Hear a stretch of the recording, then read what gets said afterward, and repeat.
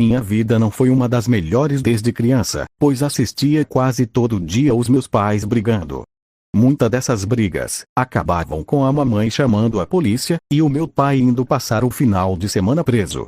Fora os outros problemas, tinha que ver a minha progenitora fazendo uso de substâncias erradas para tentar fugir um pouco da realidade na qual vivia. Um casamento arranjado por causa de uma gravidez indesejada, eles faziam questão de falar isso em todas as vezes que brigavam. Apesar de algumas vezes ele falar que não queria ter tido filhos, o meu velho sempre chamou a minha atenção, não por ser um bosta ou um mau exemplo de pai de família. Era o seu comportamento estranho, muitas vezes, quando a casa já está bem escura, e ele acreditava que todos estavam dormindo, então chegava em casa com alguns volumes nos quais trazia em cima de suas costas e levavam para o sótão. Essa é a parte interessante. Eu passei a minha infância, até a adolescência, logo antes de completar 18 anos e morar com os meus tios, acreditando que meu pai fosse um psicopata. Você pode se perguntar: como é que uma criança pode ter essas coisas na cabeça, achando que o próprio Criador é algo tão horrível? Bem, desde criança, sempre tive acesso à internet e gostava muito de assistir e ler conteúdo sobre assassinos em série.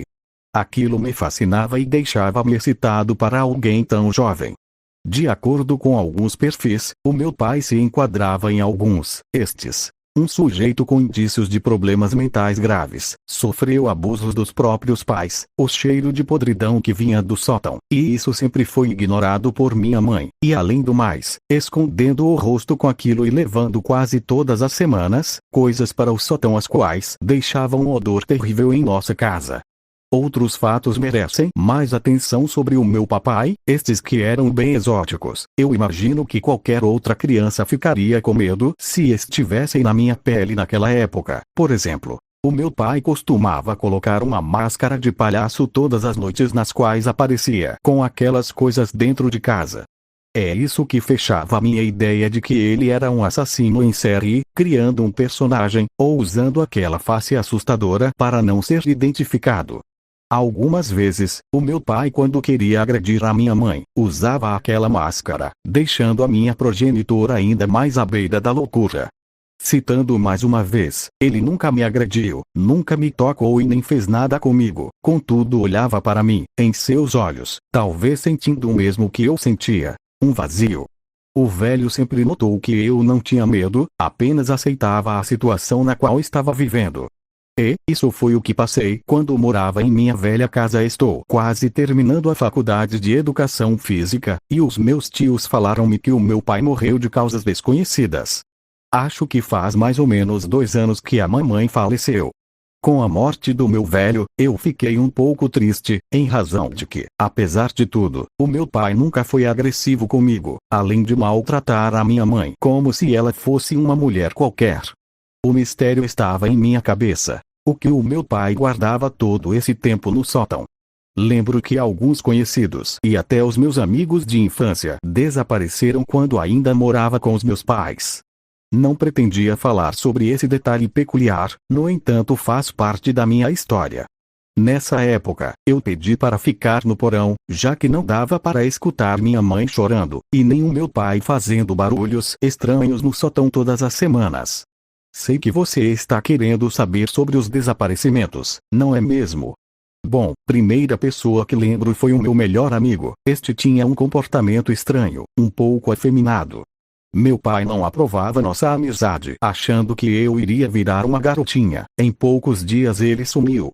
A minha professora também desapareceu, esta que pegava no meu pé por conta de meio ponto e reprovando-me em algumas matérias.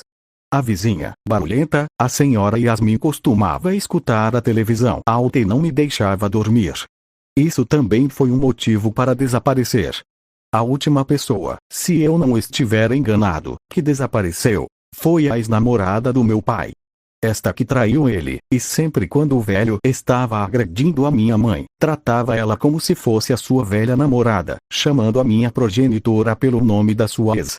Quando perguntava o que o meu pai achava dos desaparecimentos misteriosos, ele sorria e constantemente dizia que eram coisas bobas, que ninguém iria sentir falta deles.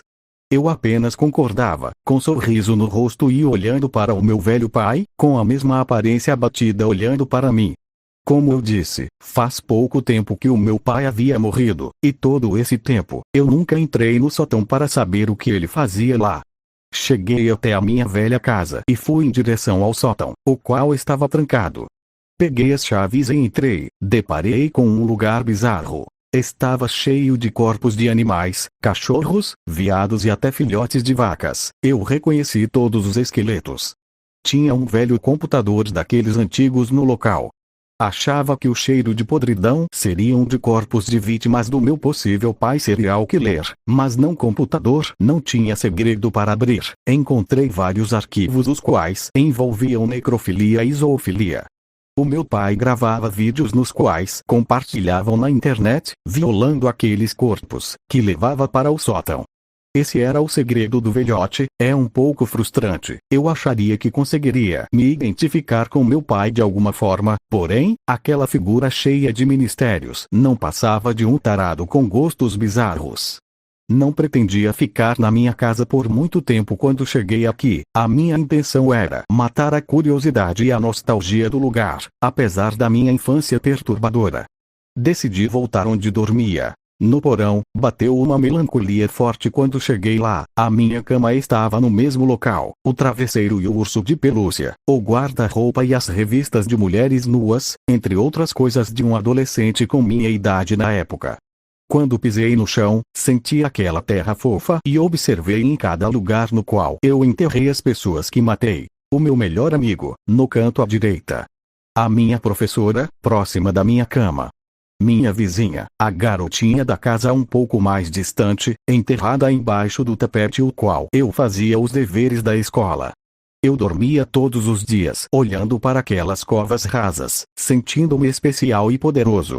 Pensando melhor, acho que ficarei em minha velha casa, e também, acredito que vários outros corpos deixaram o meu quarto mais aconchegante como já foi em minha infância.